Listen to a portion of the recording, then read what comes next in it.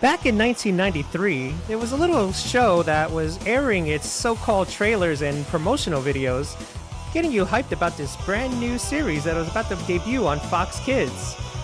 11-year-old Oof was excited about it. It was showing every day on Fox, and this show was called Mighty Morphin Power Rangers. Pretty mouthful there. And so, Oof gave it a shot. And since day one, episode 1, I could not believe what I just witnessed. An awesome TV show mixing Japanese footage and American footage with American actors, voiceovers, and monsters and guys in suits fighting each other. I was like, what am I witnessing? What I witnessed was absolute history. So let's gab together about the memories of this tiny little TV show that became a worldwide phenomenon, and let's reminisce of my memories of the Mighty Morphin Power Rangers. Oh yeah, the Power Rangers were the real deal. Now you have to think back to 1993. I was a lowercase Oof back then. I was 11 years old in the summer of 93, and I got caught up to the hype. I remember the videos on Fox 5 saying, go watch Power Rangers, the debut of the Power Rangers, this and that, and it was, no pun intended, but the best word I could think of was more phenomenal. More phenomenal, that was the word of theirs. And yeah, so I remember the hype videos for this brand new show that I never heard of, Mighty Morphin Power Rangers. It's a handful.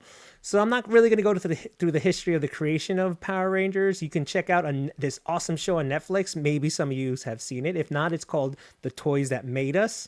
And they have the entire episode dedicated to the toys of the Power Rangers because that's basically where the money really was, as you can see. It was in the toys and the creation of it, and they created the word Zord, and the title itself came from the creation of the toys. So long story short, Super Sentai is the source material that came from Japan.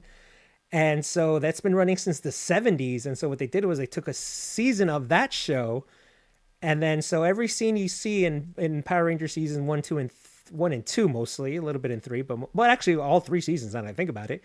When they're in their suits and fighting the monsters and the video quality looks a little grainy, that's from Japan. And so all they did was take American actors and splice in their voices when they're in the helmets talking. And then when you see them in their regular clothes or in school or walking around, that's them in America. And they spliced it together. So if you think about it, that was pretty creative of how they did that.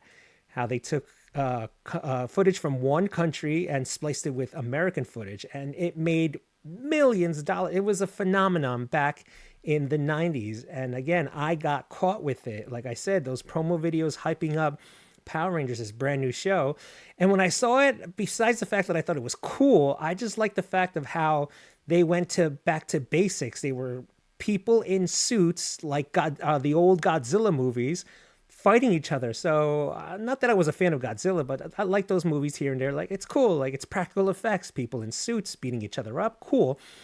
This time you had a Zord, a guy, I believe it was a man, in the suit fighting another monster, another Zord and all that. And again, practical effects. There was explosions and all that. The sword would come from the sky, and there were effects that were really, really cool. And again, for the 90s, it was pretty good. No CGI, not whatsoever in that. The only special effects, if you want to call it computer effects, is when the Power Rangers teleported. They would turn their color, whatever color they were, and they would teleport to wherever they had to go. Other than that, it was all practical effects. And again, something so simple made millions and millions and millions of dollars for the company. And again, I think back to those hype videos, and you have to think about it. When you're a kid and you want to bug your parents to buy you something, you're going to see an ad that got your attention that you really like. And maybe there was a subliminal message behind it, but I got caught and I tuned in to that first episode, Day of the Dumpster. And wow, I don't know what I just witnessed. I can't describe. Like, if you told me back then, 11-year-old Oof, tell me about Power Rangers, I'd be like, I can't. You have to watch it. And again, not that many friends of mine would watch Power Rangers. Not that I was scared to be a fan, but I really didn't have merch or toys or anything back then. It just didn't have any. But I was a fan of it. And I saw that first season, the bar was set so high. No disrespect to, again, Power Rangers went on for so many years. They made it to the 30th anniversary a couple years ago. Awesome. But that something about that first season, that the bar was just set too high. And when I go on social media and I check out people's list of favorite seasons, and they're like, "What about yours?" I cannot not vote for Mighty Morphin Power Rangers season one. It's like that's the best ever. Two was a good sequel. Three was all right. It's like I think of that of trilogy movies. Like I personally like Back to the Future Part Two, then one and three. But honestly, that's a good trilogy. The Dark Knight trilogy, I think the Dark Knight is the best of the three. Again, every time you think of a trilogy set, you pick like the second one or the third one could be a favorite. It's really hard to match an original. Maybe the best is probably Jurassic Park, comparing the first three movies. Jurassic Park 1, you can't touch that. You can't touch Jurassic Park 1. And when it comes to the Mighty Morphin Power Rangers, that series, the Mighty Morphin era, you can't touch season 1. And again, I don't know what it was. The actors were all cool. We got later a sixth ranger. He was a BA in green, Tommy. And then when they were six, like, wow, we just got a sixth ranger, and the action went on and on and on. So I bring this up in not only talking about the legacy and what I remember it from back in my day. So like I said, the source material came from Japan and it started in the 70s. But unfortunately, the news broke earlier this year that source material, Super Sentai, was actually going to halt production for a while. And this is probably going to be the first year, again, in over 50 years, that there's no Super Sentai footage going to be available. Power Rangers is actually going to go back on the barn burner. But Hasbro has picked it up. There has been crazy rumors about a new series, a new movie. Like I said, the closest new thing we got related to Mighty Morphin era was Once a Ranger, the 30th anniversary, which was cool. Talking about it real fast, it was great to see the cast return. A little bummed out that Amy Jo Johnson and Austin St. John weren't part of it. Long story short, I think Amy wanted to focus on some other production with the 30th anniversary, so she said no to from what I understand, said no to the reunion special. Austin St. John got a little trouble back, like at the same time they were starting to record it. It was the pandemic, and he got in some trouble where he was found innocent, good thing, but he was going through some trial stuff that I can understand. Maybe the producers were like, all right, maybe not. So they got Rocky to do the Red Ranger, they got Kat to do the Pink Ranger, and everybody else came back. And it was a wonderful, awesome tribute to Trini, and like no disrespect to Tommy, they had a person in the Green Ranger suit, which was cool. So it was more connected to Trini, and they pulled her out of that show. She did die, which was really devastating. That's how you start, like woof. All right, and then we're introduced to her daughter, which was awesome. And now she is now the new Yellow Ranger. So now the whole thing is, will she take up the mantle to that? We don't know. I'm just going to sit back and, like I said, I'm reading reports, rumors, and things of when we're going to make a new one. We don't know. I'm just going to have to sit down and wait. And I have time. Patience is cool.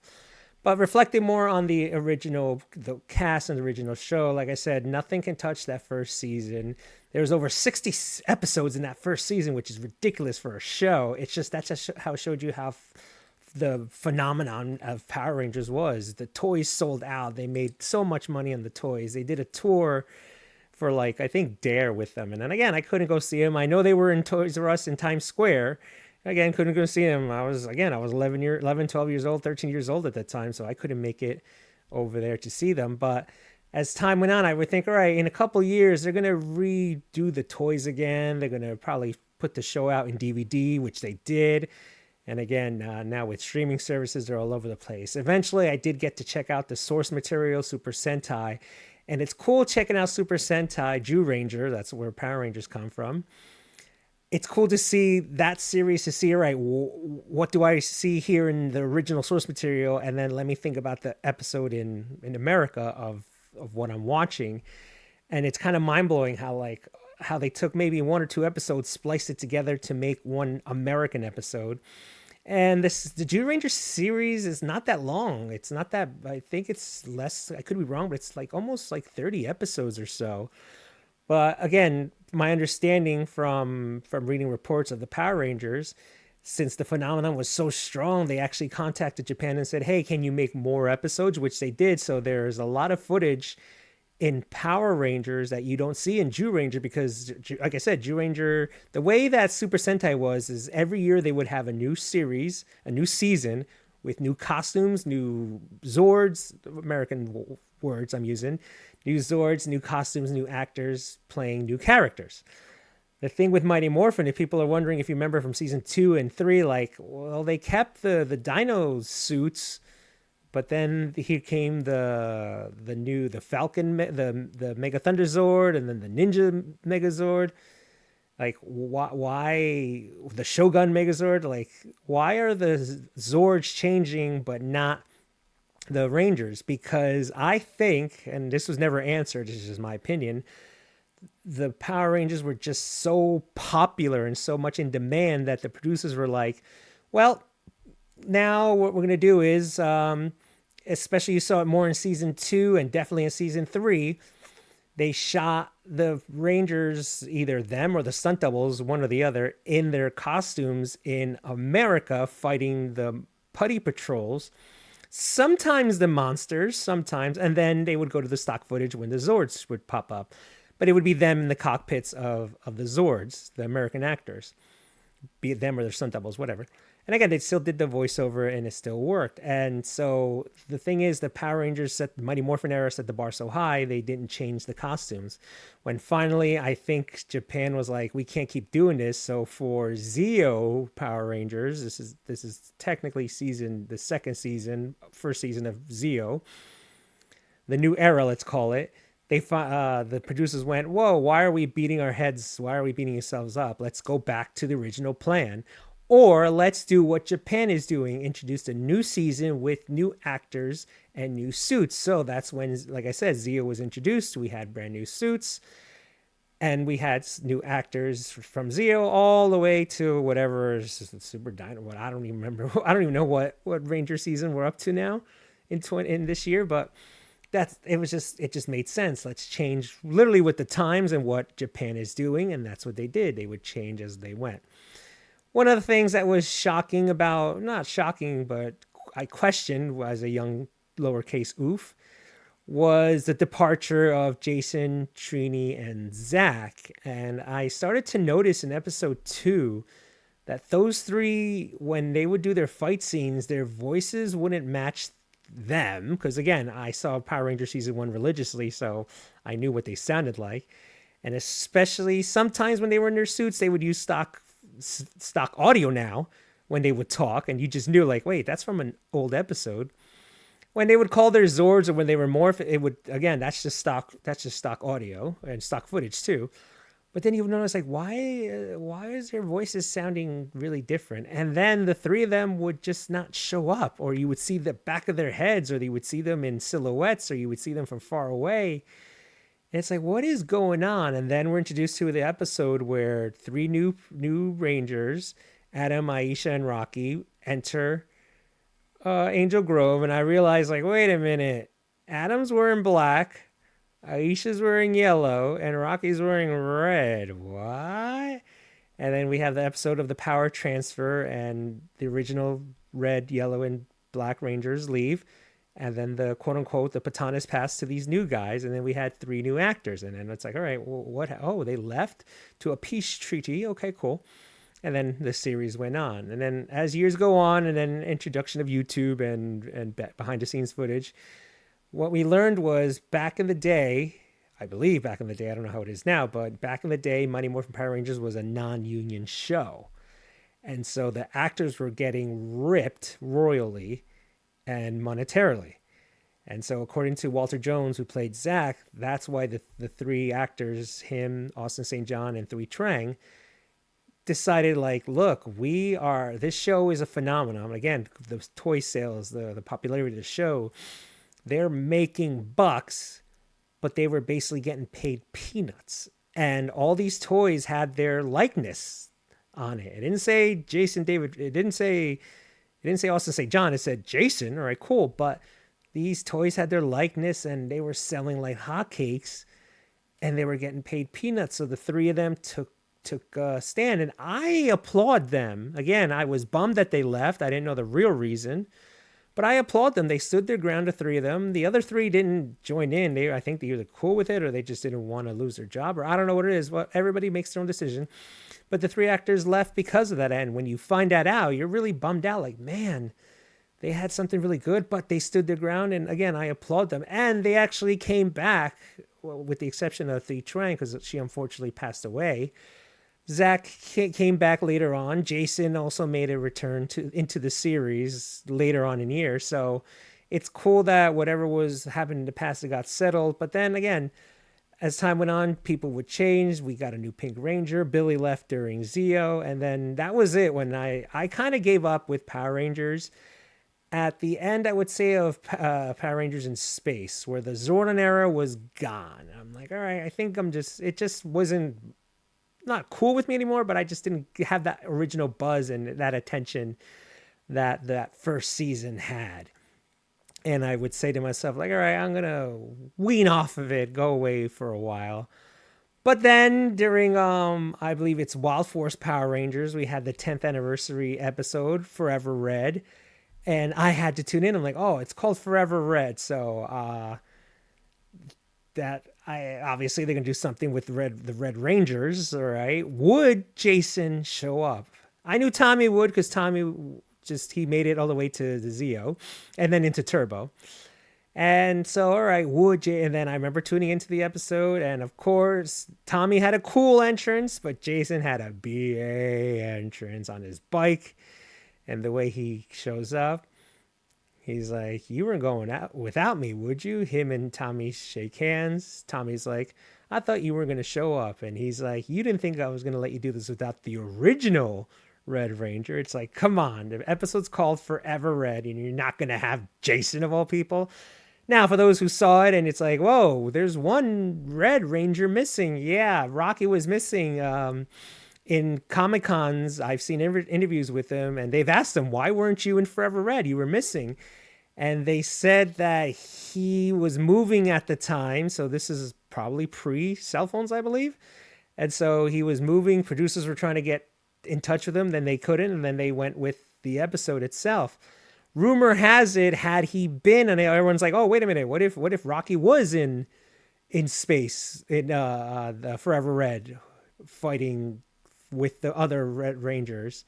Well, they would have had 11 Red Rangers, and the cool part was it was 10 for the 10th anniversary, but I don't think people would have. I wouldn't mind it, because it would have been cool to see all the Red Rangers from Mighty Morphin era to Wild Force era. Cool. So the question is, what would have happened with Rocky? Well, again, back to the interviews I've seen with him, he said he would have been in the Ninjetti suit, which is fair, because he was the Red Ranger when they got the ninja powers. So you would have Jason in the Tyrannosaurus OG suit, and then I guess Rocky would morph Ninja Ranger power, and he would be in the Ninjetti suit. So awesome, nothing wrong with that. He was in the Ninjetti suit, so that's how you put it in.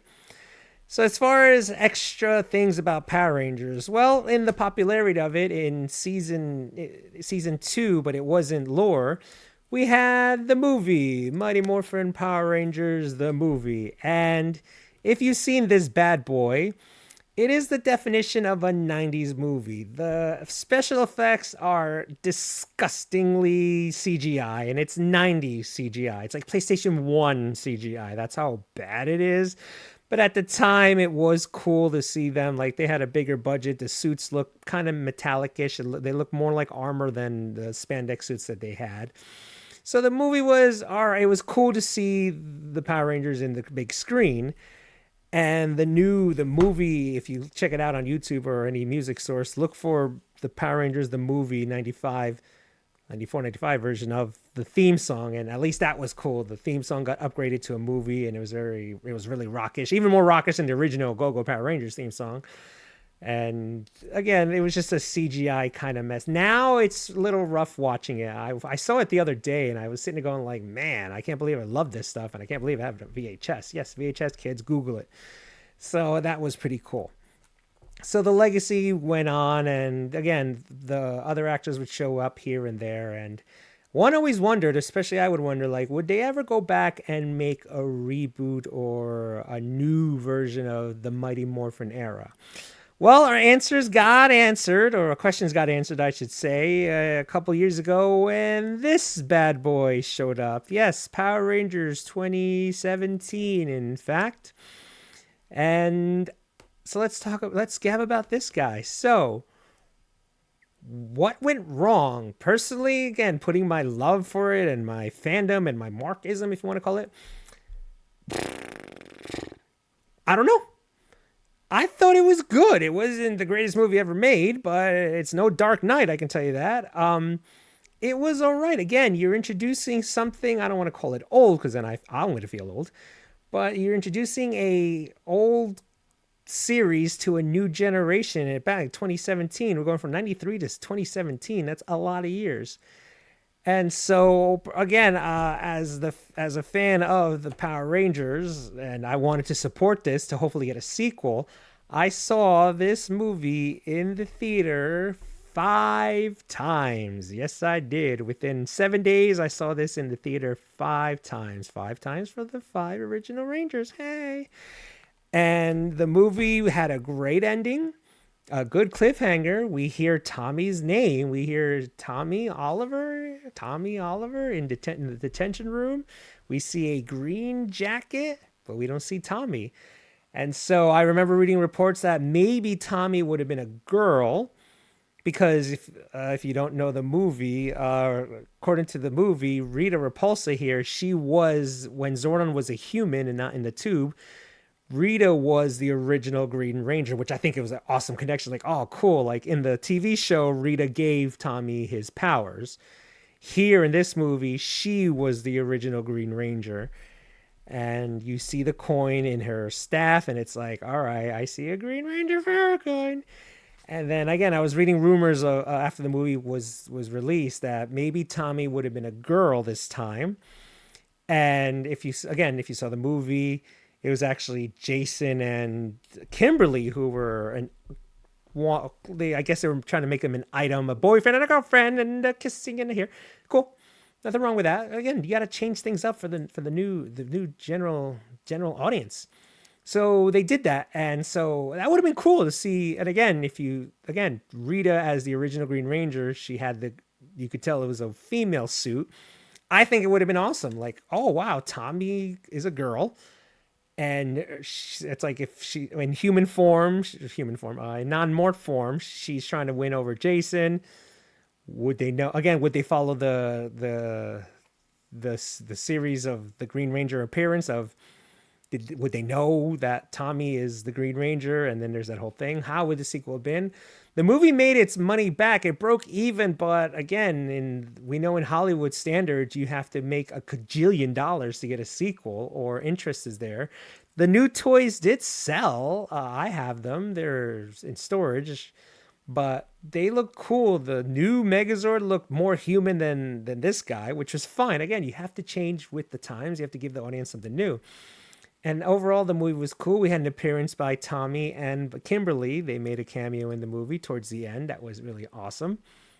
So one has to wonder, would the other Rangers would have showed up in the sequel? But the 2017 movie was good for what it was. And again, unless you make not only your money back and then some, that's when a sequel is announced. And again, the movie made its money back, but it didn't make that much of a profit. And I know that's when they put the kibosh on a sequel. But like I said, they're talking now, Hasbro doing a new series, Netflix making a new series.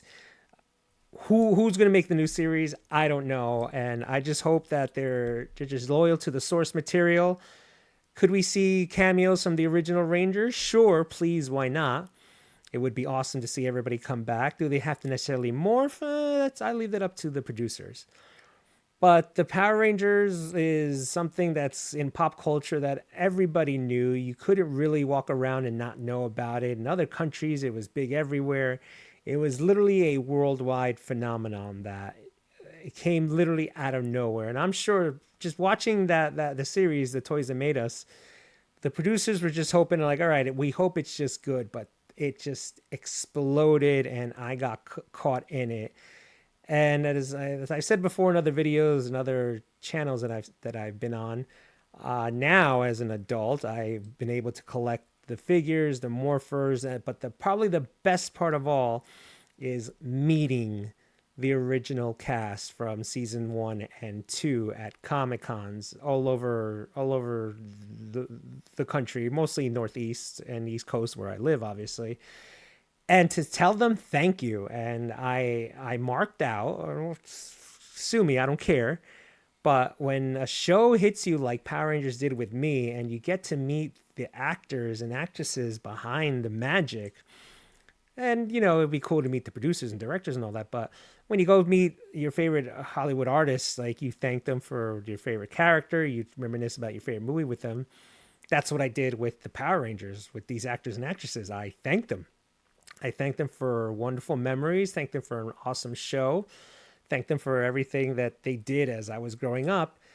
And I hope that I'm not the only one that does that. I see a lot of videos of many fans cosplaying as them. One day, maybe. I need to lose a little bit more gut here, but maybe one day I'd like to cosplay, build my suit, or just buy it off of somebody. But I see that, and it puts a smile on my face. And then now, again, I was 11 years old when Mighty Morphin Power Rangers debuted. And now, as over 11 years old today, again, people my age in 93 who were young, not even teenagers yet. We weren't teenagers yet. We were preteens. But all these years later, 30 plus years later, I see now people my age bringing their kids to cons, and they're dressing up as Power Rangers, and that's cool. I hope the legacy of Power Rangers continues on, especially the Mighty Morphin era. It's cool seeing parents showing their kids what they grew up on, because kids today have so many options and choices. But I like it when our generation shows the younger generation what we grew up on. And thanks to social media, through the internet, we get to go back. We get to go back to reminisce. And then the new generations get to see what we saw. Kind of like us, I guess, like in growing up, we would see the movies from the 70s and 80s while in the 90s. And now in the 20s, I guess we're back in the 20s. Now in the 20s, we get to see things from the 90s, and even the 2000s is considered legendary and old. But the cool part is we have access to it. And so I like seeing the fact that parents are showing their kids what we saw when we grew up. And you see it today. In 2026, we're getting a new Masters of the Universe movie, which is awesome. Obviously, comics are strong. But the fact that things from the 80s and 90s are still popular today, and new editions are made of it and they don't stink, it's a good thing that we have that accessibility to actually watch it. But most importantly, I'm glad we have resources to go back to see what we grew up on, and we get to show the younger generation what was ours. And it's kind of mind-blowing that Super Sentai has been around for over 50 years. And here came Power Rangers in 93, and they just went with it, and it became the global success that it did.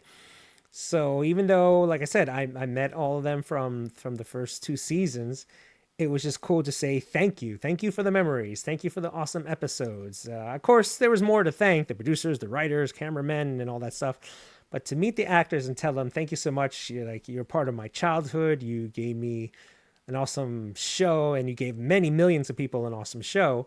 To actually meet them and say thank you was the best feeling. And not to get all soapy and all that, but never got to meet Trini. She unfortunately passed away in 2001. So never got to meet the original Yellow Ranger. I did get to meet Aisha, Karen, Ashley, so it was cool. Meeting Billy, David Yost, meeting Walter, Zach, and the 2 that I thought I would never meet would be Kimberly and Tommy, Amy Jo and Jason David Frank, respectfully. But I met them. I met Amy Jo. She was awesome. I took a photo with her. Cool. Brought her pink flowers, of course, pink.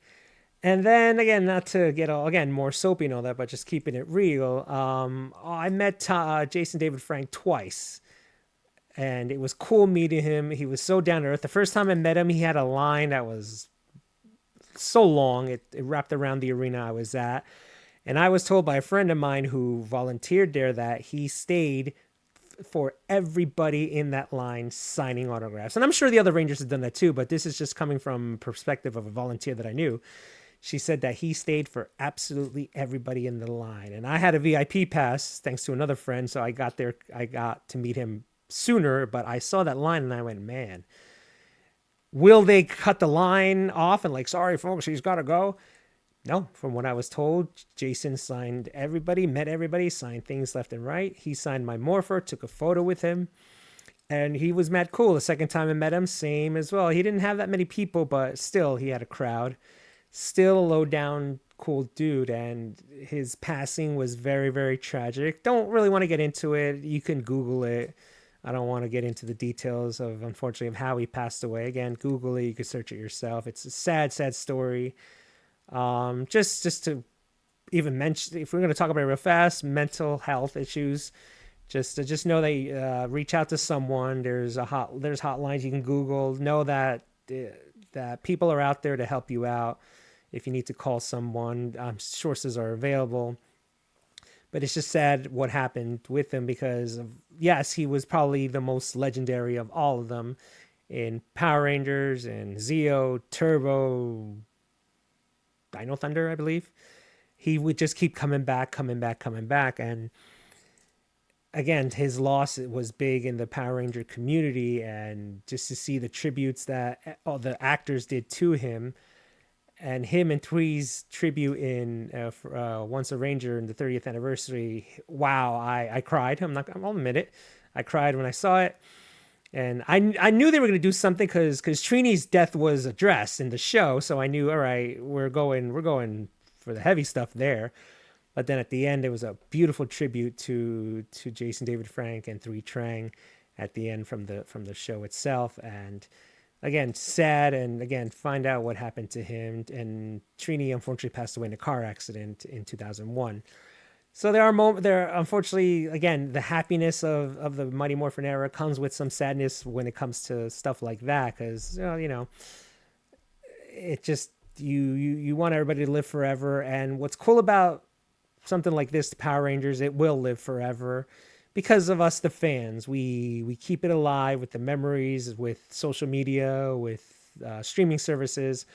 I hope it stays on streaming services for a while. If not, and I gotta get my butt on the internet and buy the DVDs or Blu-rays of the Mighty Morphin era, because that's one of the series that, besides wrestling, as you can see, and if you've seen my other videos, besides wrestling and the King over there, of the three, it's like, what makes the Oofman? And when it comes to pop culture, and I think it's fair to say it's represented in this shot with wrestling, Michael, and Power Rangers. I would say, what's the three things that I probably love more than lights of itself and family and friends? Again, when it comes to pop culture, obviously Batman. If again you see my videos, I have Bat figures all over the place. So like those are probably the four that I do cherish. I'm a big fan of Batman. Again, as you can tell, I'm always wearing the apparel. The Bat figures are with me. My boys are with me in videos. So it's probably Batman. It's wrestling. It's Michael Jackson, and it's the Power Rangers. And again, I wish I had more clothes. I had the toys growing up, but they made the legacy figures. More figures are coming out, and yay, thank you to all those people who produced that stuff. And they're making the new Reigniting series. Again, for not me. That's not for me and others my age or near my age. That's for the little kids to now hopefully fall in love with Power Rangers like I did. So it's great. I am happy to see that the legacy of the Mighty Morphin Power Rangers is still there. I'm happy to see the toys, literally toys, because these are collectors' figures right here. They're displayed in my house.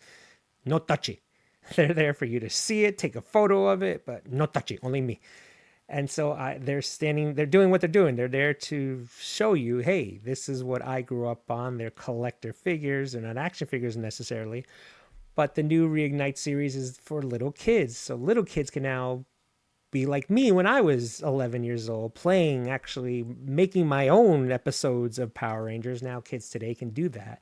While us adults collect the collector's editions and we display them, now little kids can now enjoy what I and others my age enjoyed when I was their age. So to everybody that had anything to do with Power Rangers, even from the old school to the new school, from this 11-year-old that started watching you to now this 44-year-old today, I just like to say thank you so much again for the memories, to the actors and everybody part of the series, especially the Mighty Morphin era.